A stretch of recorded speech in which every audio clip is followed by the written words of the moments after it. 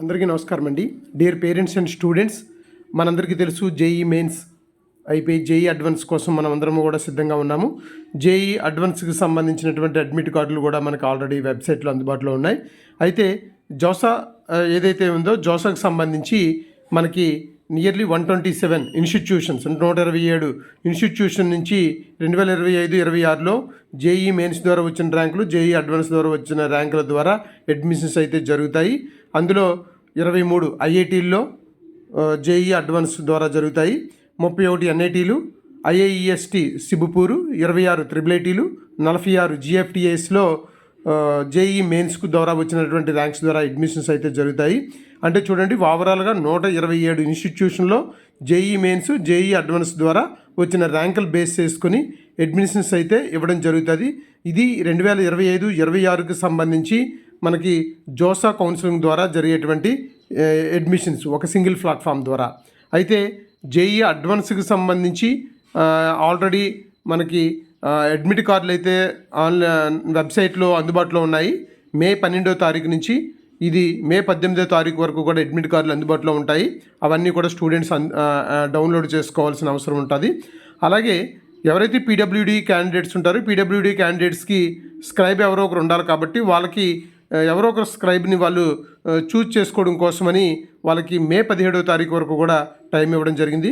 అలాగే JEE advance, మరి JEE అడ్వాన్స్కి వచ్చేటప్పటికి సండే మే 18వ తారీఖున సండే ఎగ్జామ్ జరుగుతుంది. ఇది 2 పేపర్లు ఉంటాయి. మార్నింగ్ పేపర్ 9 నుంచి 12 వరకు, అలాగే పేపర్ 2 వచ్చేటప్పటికి ఆఫ్టర్నూన్ 2:30 నుంచి 5:30 వరకు కూడా జేఈ అడ్వాన్స్కి సంబంధించి ఎగ్జామ్ జరుగుతుంది. ఇది జేఈ అడ్వాన్స్ యొక్క షెడ్యూల్. నాకు తెలిసి ఇది మారకపోవచ్చు.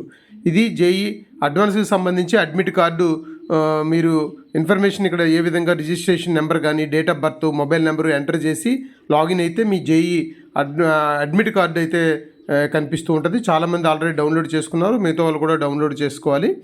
అండ్ తర్వాత ఎగ్జామ్ ఏదైతే మే 18న అవుతుందో మే 18న అయిపోయిన తర్వాత మే 22వ తారీఖున క్యాండిడేట్స్కి రెస్పాన్స్ షీట్స్ అయితే అందుబాటులో ఉంచుతామని వెబ్సైట్లో చెప్పడం జరుగుతుంది. తర్వాత మే 22 తర్వాత మే 26న ప్రొవిజనల్ ఆన్సర్ క్రీస్ ఆన్లైన్లో డిస్ప్లే చేస్తామని చెప్తున్నారు. అది మే 26వ తారీఖున.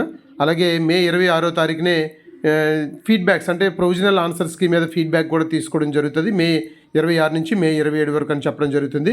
ఫైనల్గా రిజల్ట్స్ అయితే జూన్ 2వ తారీఖున రిలీజ్ చేస్తామని చెప్పడం జరుగుతుంది. ఇది ఇప్పటి వరకు మీకు కొంత ఇన్ఫర్మేషన్ ఇవ్వాలని ఈ వీడియో చేస్తున్నాను. ఇది కాకుండా జాయింట్ సీట్ అలోకేట్ అథారిటీ వాళ్ళు 2024కి సంబంధించి ఆన్లైన్లో రిజిస్ట్రేషన్ చాయిస్ ఫిల్లింగ్ అనేది మనం చేసుకోవాల్సిన అవసరం ఉంటుంది. మనం లాస్ట్ ఇయర్ చూస్తే చాయిస్ ఫిల్లింగ్ ఆన్లైన్లో చేసుకోవాల్సిందైతే నియర్లీ ఒక 1 మంత్ జరిగింది. టోటల్ 5 రౌండ్స్ ఉంటాయి.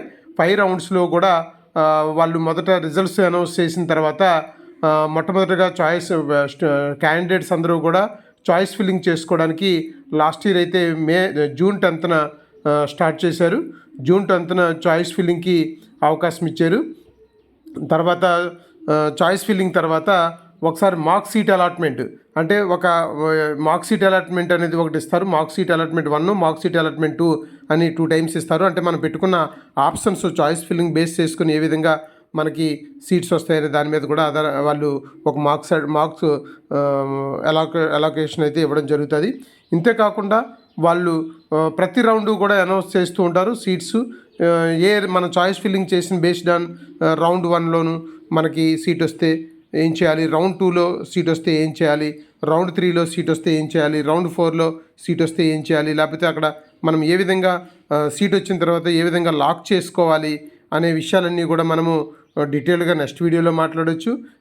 అంటే ఇక్కడ మనం చూసుకోవాల్సింది ఏంటి అంటే మనం చాయిస్ ఫిల్లింగ్ చేసేసిన తర్వాత ప్రతి రౌండ్లోనూ కూడా మనము అబ్జర్వ్ చేసుకుంటూ ఉండాలి. మనకి ఈసారి షెడ్యూల్ ఇచ్చినప్పుడు నేను డీటెయిల్గా చెప్తాను ఏ రౌండ్ ఎప్పుడు మనకి రిజల్ట్స్ అనౌన్స్ చేస్తారు, అంటే మనకు ఎక్కడెక్కడ సీట్ వస్తుంది అనేది అనౌన్స్ చేస్తారు అని చెప్తూ ఉంటాను.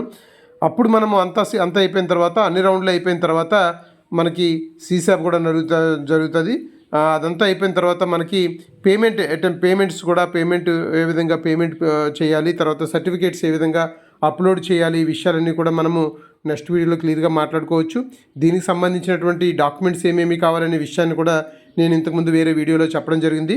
మనము ప్రతి ఒక్కరము కూడా డాక్యుమెంట్స్ ముఖ్యంగా మంచి మన కరెక్ట్ అయిన ఆధార్ కార్డు, క్యాస్ట్ సర్టిఫికేటు, మన స్కూల్ సర్టిఫికేట్స్ అన్నీ కూడా రెడీ పెట్టుకుంటారని ఈ వీడియోలో ఇన్ఫర్మేషన్ ఇవ్వడం జరుగుతుంది. కాబట్టి ఇంకా డీటెయిల్డ్గా మీకు చాయిస్ ఫిల్లింగ్ గురించి వేరే వీడియోలో చెప్పడం జరుగుతుంది.